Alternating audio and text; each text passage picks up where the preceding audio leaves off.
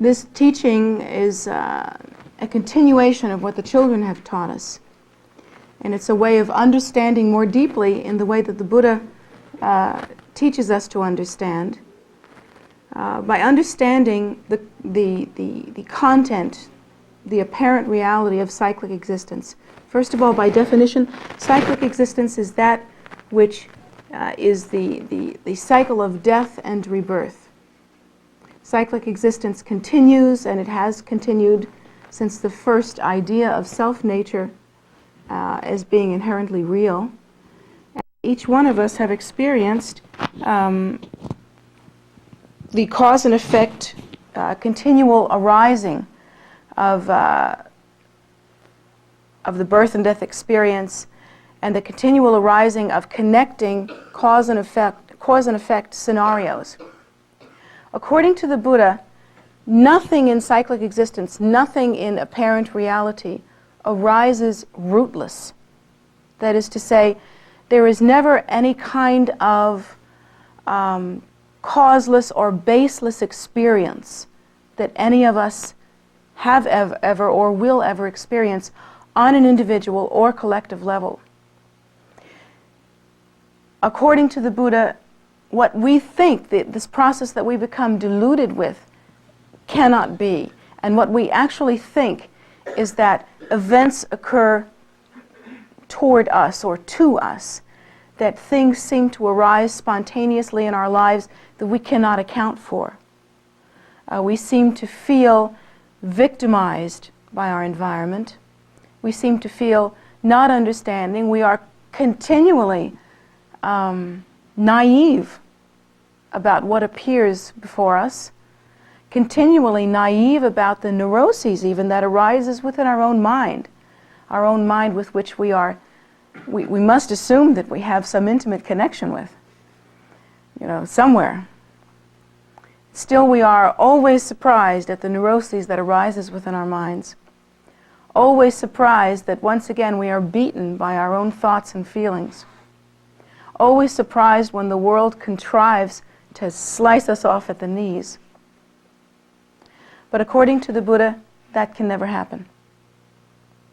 It simply is not possible for events to arise rootless or foundationless. All events, according to the Buddha, arise from a cause.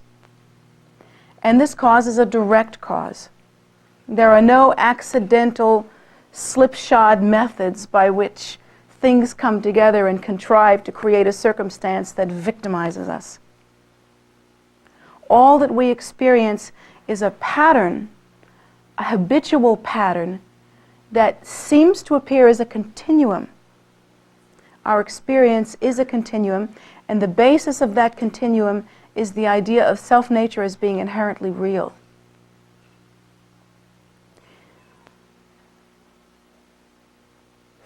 Again, this is a very limited description, but the Buddha teaches us that once the idea, the beginning idea of self-nature as being inherently real, the idea of ego, of selfness, becomes solid, at that point, quite naturally and quite instantly, I should say simultaneously, one has to divide self from the environment.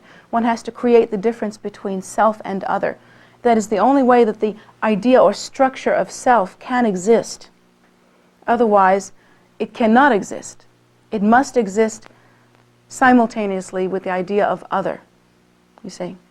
And once the idea of self exists, we must continue to define it. Furthermore, once that definition process occurs and once the idea of self exists, the idea of self must continue. Self by nature must have a continuum, or it cannot be self. So all it takes is that one idea of self-nature as being solid and inherently real for an entire tapestry to be created, for an entire tapestry of cause and effect relationship, for an entire continuum of experience, and in actual worlds, if you will, of continuum to be birthed instantly by that. all probabilities to be birthed instantly like that, simply by developing the idea of self-nature as being inherently real. From that one singular idea, from holding to that idea, even for a moment, worlds are born. And we are now involved, of course, in that idea, because since beginningless time, and by beginningless time I mean time so long, so great, that we cannot remember. We cannot have any connection to that time. Since that beginningless time, continuum has continued.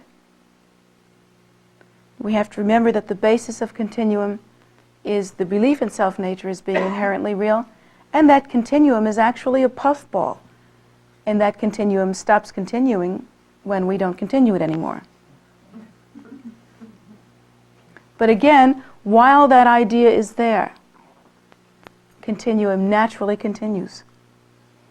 We are naturally involved in this process. Our tendency is to try to battle, if you will, or create some understanding or some leverage with which to manipulate within that continuum. And that's really how we deal with our world. We see ourselves as being lonely. We try to battle that loneliness by setting up loneliness as being real, and me being real, and you being real, and then we try to solve it by bringing me and you together so that we can solve loneliness. But of course, what we've actually done is to firm up the idea of loneliness, solidify the idea of self-nature as being inherently real, and then fortify you as well. We try to create that kind of leverage within this continuum. We try to manipulate within this continuum, and we end up fortifying and continuing the continuum. Now, according to the Buddha, a better way to solve the idea of loneliness would actually be a twofold method if you boil it down to its essential nature. First of all, we should begin to understand in a very sophisticated way what brings about loneliness. If we understand, as I have just mentioned, we should understand that all events in our continuum, all events in cyclic existence arise from a cause, and that cause is direct. We should assume then that loneliness arises from a cause as well, and that the root of that cause can be found in some previous action of our own, since the loneliness is happening to us and not someone else. It's pretty direct. It's just that real. So, trying to examine what the cause of that might be, we can assume that in the past we have conferred loneliness on someone else, that we assume that it's that direct. It's just so simple, it's easy to miss. But we can assume that in the past we have conferred loneliness on someone else. Do you think that that's impossible? I doubt it. Think about our lives today. Have we always been right there for our kids? Have we always been right there for our spouses? Have we always been right there and supportive in all of our love relationships? Have we always been there for those that are needy in the world? Have we spent ourselves in that way? Do you feel spent in that way? I don't think so. That's probably not the case. Basically, we spend most of our time thinking about what we need and ourselves and how to satisfy our needs, and pretty much meditating on our loneliness and our neuroses. But we've spent very little time of the time that we are allotted actually being of benefit to others. I mean, if you look at a 24-hour day, you know, we hold this idea that we're basically kind people, but when it comes down to slotting out what we've done with our day, we've probably spent no more than 2.5 solid minutes in real kindness. Even though we've thought about how kind we are, probably 23 hours and 2.5 minutes. So we have to assume then that this loneliness arises from a cause. And the Buddha teaches us then the way to deal with this loneliness is not to concentrate more on our loneliness and more on what we need and less on what others need, by trying to get someone to make us stop being lonely through manipulating a relationship, but rather we should dive in and apply the antidote. The antidote then is to be supportive of others, kind towards others, loving toward others for more than 2.5 minutes a day. And to do so to benefit them, but not thinking, well, if I'm really kind for an hour, then maybe, tomorrow I'll get some love in my life, I'll get a good hour of love in my life, and that will keep me afloat for the rest of the day. We shouldn't think like that. That you actually want to incorporate loving kindness into your life because it is the antidote to suffering, and because you understand that others actually need your loving kindness and your support. And you go at it with that kind of heartfelt reason. This becomes your reasoning. You actually transform the mind into something that is really concerned with the well-being of others. And that actually is the antidote within the mind stream that will bring about the cause, that will act as the cause to bring about the result of the termination of the appearance of loneliness in our lives, because loneliness also arises within our mind streams. So we look to actually transforming our mind streams and actually purifying our mind streams in order to bring about this desired result. We think then of actually examining our lives, seeing what's really there, getting that all things arise from the cause, and that the cause originates within our own mind stream, therefore taking responsibility for it and applying the direct antidote. It's so simple it could work. According to Buddha, it's the only thing that does work. And the way that we can assume that this is true is by examining all of the other methods that we have tried and seeing how futile they have been, how little they have worked. How hard have you tried in relationships to end your loneliness? How hard have you tried to reach out for a relationship that will end your loneliness? How much have you tried to manipulate your partner into ending your loneliness? How much have you given responsibility for your loneliness to others? How much have you been victimized by your loneliness? How much have you put on an act about your loneliness so that others can see it? How much have you demonstrated your loneliness openly in such a way as to get sympathy? How much have you played games like that in an effort to combat the evidence of past causes that you yourself have participated in? By avoiding the cause and only combating the result. And how much result has it brought? I mean, how much benefit has there been? Oh, it's true, it's just because of the nature of cyclic existence, just because of the nature of physical reality, that we can dupe ourselves into thinking we've solved problems temporarily. But if we really examine them intelligently, we never have. There is no reason to think that we will ever solve the problem of loneliness by manipulating others, is there? Because it has never really worked. Not for any length of time. Not ever. Not once. And there is no reason to think that any of the things in life that we feel victimized by can be solved by the methods that we have already applied. Because if we had solved them by the methods that we had already applied, we would probably be founding our own world religion, even as we speak, with all of the answers completely intact, and us completely successful in every single regard, but that it does not seem to be the case.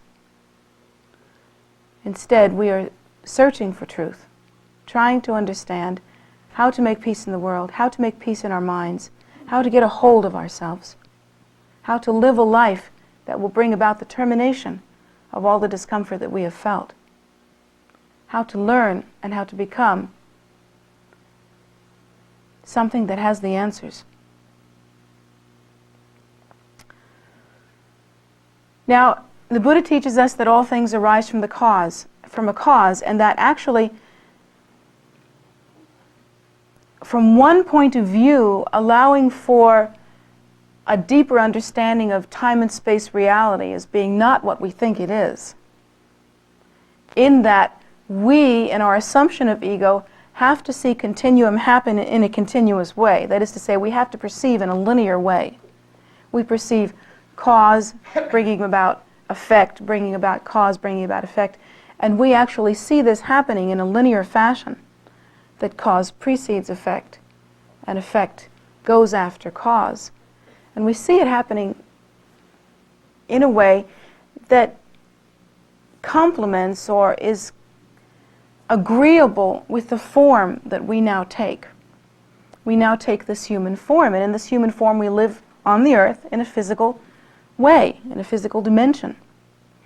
Physical dimension has certain characteristics. There are certain, the cause and effect relationships tend to drag a little bit. In the physical realm, it takes time. Time is a thing that happens that separates cause from effect to some degree. In other words, let's say if we were to take a poison, even right now, depending on the nature of the poison, it would act fairly quickly, but there would be a time lapse, or it would take a very long time to act. Let's say if we were to stop eating. Well, if we stop eating and stop drinking, after a period of time we would die from not eating and not drinking. Isn't that right? But actually, the moment that we stop eating and drinking, we are as stopped as we are going to be of eating and drinking. But it takes time for the thing to play itself out, simply by the nature of our physical reality. And it's that way also in terms of the conceptions that we give birth, the items that we give birth to and conceptualize in our minds. In that if we think thoughts of hatred, it may take some time before these thoughts actually play themselves out. And in fact, we may have forgotten these thoughts of hatred, so that when something ripens in our life that acts against us and we feel victimized by that, we may not understand that it has actually come from hatred that arises in our own mind streams. You see what I'm saying? It takes time for these things to play themselves out. And so because of that, that's actually a tremendous pitfall, in that we seem to have very little learning capacity. We just don't get the big picture. We don't get the direct correlation between hatred, greed, and ignorance and the sufferings that we endure in our life. We don't get the big picture at all. We don't get that sometimes we can hurt other sentient beings, and that later on in our lives, perhaps a week later, perhaps 2 weeks later, perhaps 10 years later, perhaps 10 lifetimes later, that will return to us because it exists within our mind stream, and all of the continuum of that experience is present there. Not because someone chalks it up in a book somewhere up in some place, heaven or somewhere, and then they send it back at us when we're needing it most. It isn't like that at all. In fact, what has happened is that when you birth this cause and effect relationship within the mind stream, the entire cause and effect relationship is there. It is birthed. The appearance of time is a delusion that causes us to remain confused. But in fact, the entire event is already present within our mind streams. So that from the perspective of interdependent arising, of cause and effect arising interdependently, we give birth to both the cause and the effect at the same time. Now that will turn you around the next time you decide to be hateful. Because you can look in the face of someone to whom you are being hateful, and you can see it's there coming back at you now. It is already existing. The suffering that you will exist in kind already exists, has been constructed. It is there. Cause and effect arise interdependently, and they arise simultaneously. They exist within our mind stream. There's this funny little drunkenness we have, this funny little delusion that we have, that we think we can beat the clock somehow, you know? that we can be hateful right now, or maybe we can steal from somebody right now. We can steal something from somebody, and somehow before that comes around and somebody steals from us or becomes hateful toward us, everything's going to change. You know? Everything's going to change in such a way that it simply isn't there anymore.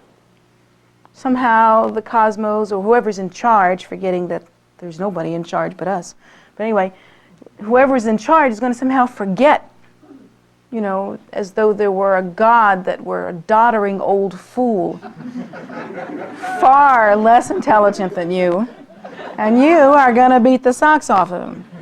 That's what we think. We really think that way. We're just going to get away with it, and we skip merrily away from the damage that we've done, thinking that we are so slick. But in fact, that is not the case, I'm afraid to tell you. There really is not some doddering old fool there, just remembering to put down the checks and X's, or sometimes forgetting.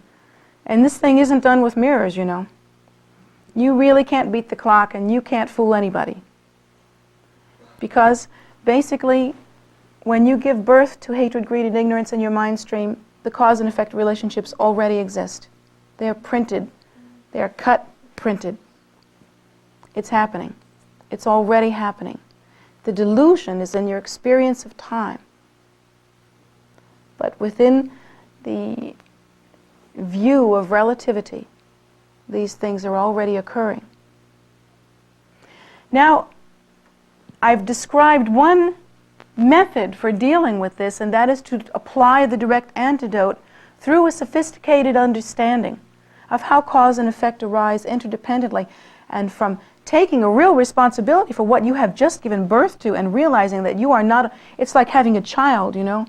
I mean, you think about it, you give birth to this little baby, and we do this, we think it's always going to be like this. Having a 20-year-old and a 17-year-old, I can tell you that that's not true.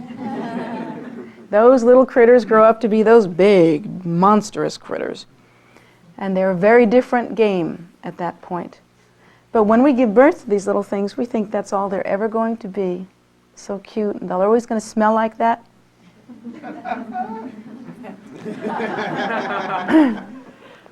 I have a 20-year-old and a 17-year-old boy, and they don't smell like that anymore. Those little feet, they'll always be like that. Big feet. We do that within our minds. We give birth to something and we think that it's just like that, and that's it. We don't realize that the adult of that situation is already there. Already there, guaranteed. So we have to look at applying the direct antidote and having a sophisticated understanding of the interdependence of cause and effect. But now we have to go further, because the Buddha gave a different teaching, not a different teaching actually, but a deeper teaching. To apply the direct antidote is to deal with cause and effect relationships in a relative way. But the Buddha also gave another teaching, in that he did teach that there is a cessation of suffering. That is to say, interdependently arising cause and effect. There is a cessation of suffering, and that cessation of suffering is called enlightenment. Now, within the context of enlightenment, what are we to understand changes? One understands the primordial nature, the intrinsic nature of the cause. One understands the inseparability of the effect. And one understands the nature of the effect as well. Furthermore, one understands the primordial nature of the causer, the one who has brought about the causes, and one understands the primordial wisdom nature of the one that is affected. One understands the inseparability of cause and effect. One understands the intrinsic nature of cause and effect. And in that way, in viewing that nature, in understanding that nature to the degree that one can, in a stable way, abide spontaneously within that view of emptiness, of the primordial wisdom nature. One can taste that nature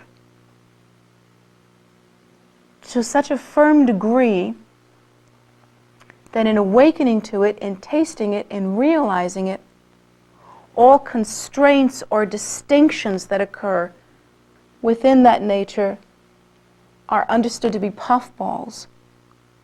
They are understood to be empty as well and inseparable from that nature. In viewing that nature, in abiding spontaneously in that nature, in realizing or awakening to that nature, cause and effect relationships are also understood in their nature. And in that regard, their emptiness is viewed firmly.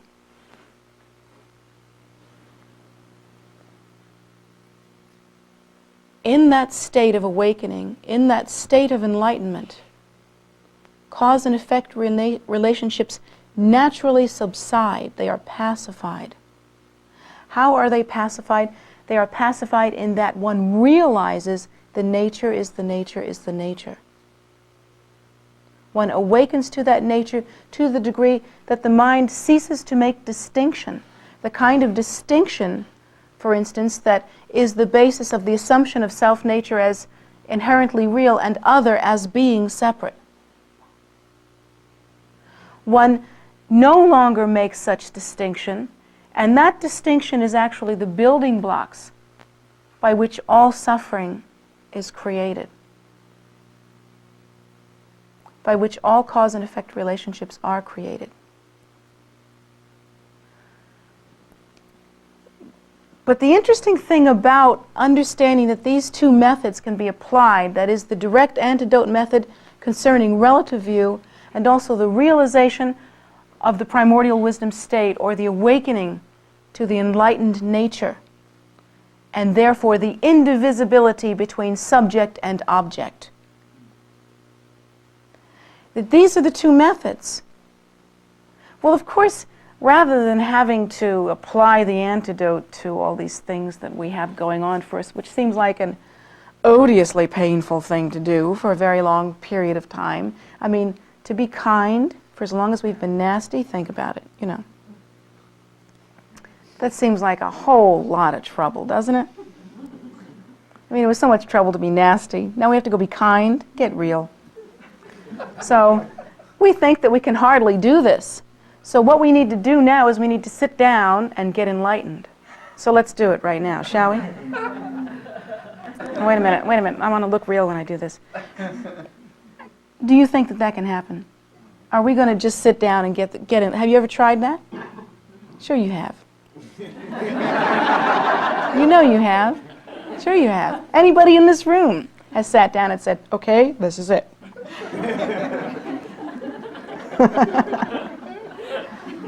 I'm going to do like the big B, and I'm not getting up until this is over.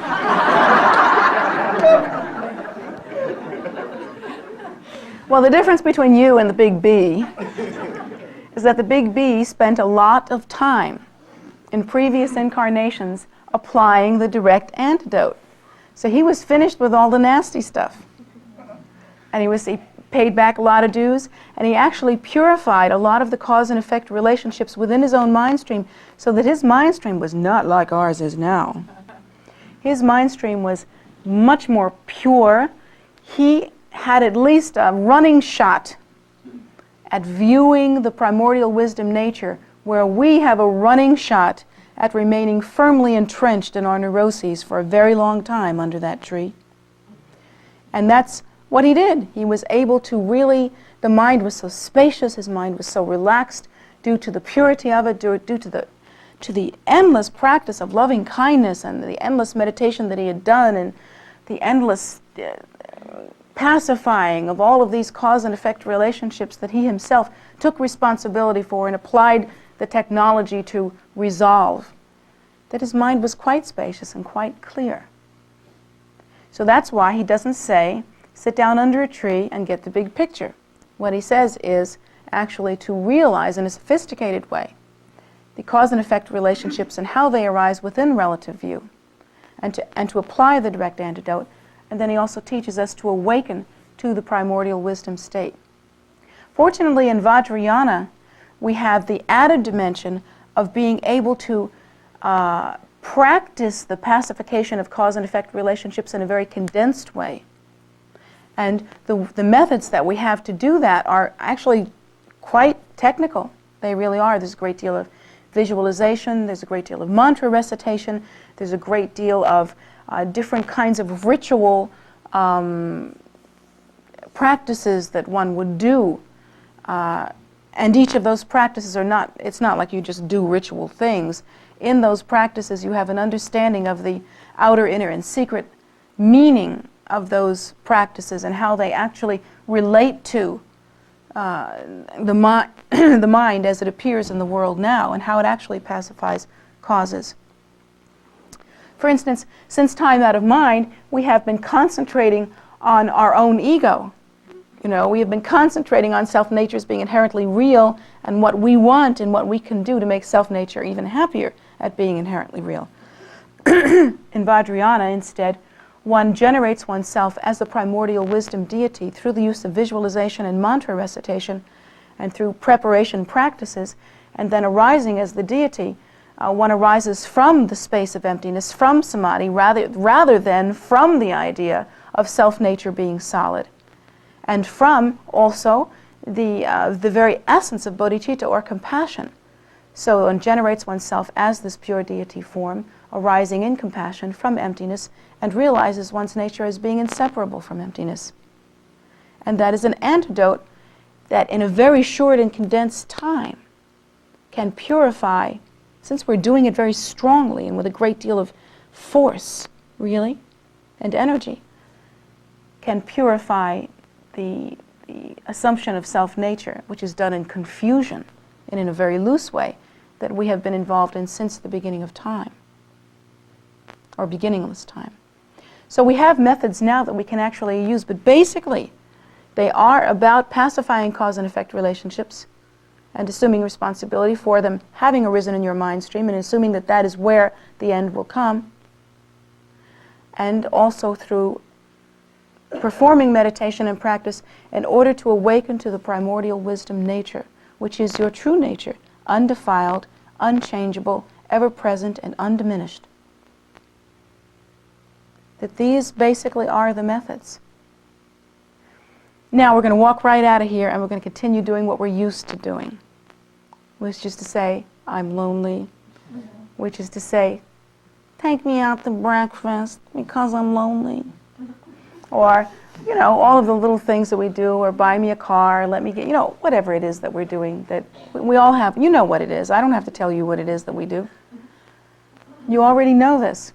So whatever it is, you have to at least first take the first step of looking at it and seeing what you're doing.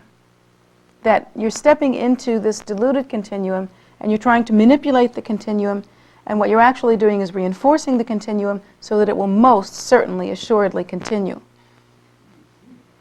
And if you're willing to do that and pay the price of breakfast besides, have a good time. I hope you have a great time. But at the same time, please begin at least to turn the mind to taking responsibility for the content of your mind stream and to realizing where the cessation of suffering might possibly come from and where it has not come from all this time. And then think about the world in general and how you saw pictures today given to us by the children of these people that are happy about war. They're going to go get them. They're going to jump right into that continuum and drop some bombs. That's like heavy-duty manipulation of your continuum, don't you think? And can it possibly, from the point of view that I've just spoken of, bring any good result? How is that possible? Apple seeds make apple trees. Seeds of hatred create war. War creates seeds of hatred. It continues to arise simultaneously. But you have in your hand a key. It's always been there. But it's like we say, oh, it's there, so I'll just go out and have breakfast some more. We won't look at it. We won't take responsibility. We won't shine it up. We have this precious thing, this precious option, right here, right now, by which to end suffering. And and you have the power to use it. No one is so defunct that they cannot begin now. That is not possible. You begin where you begin, and maybe not where someone else is beginning, but you begin.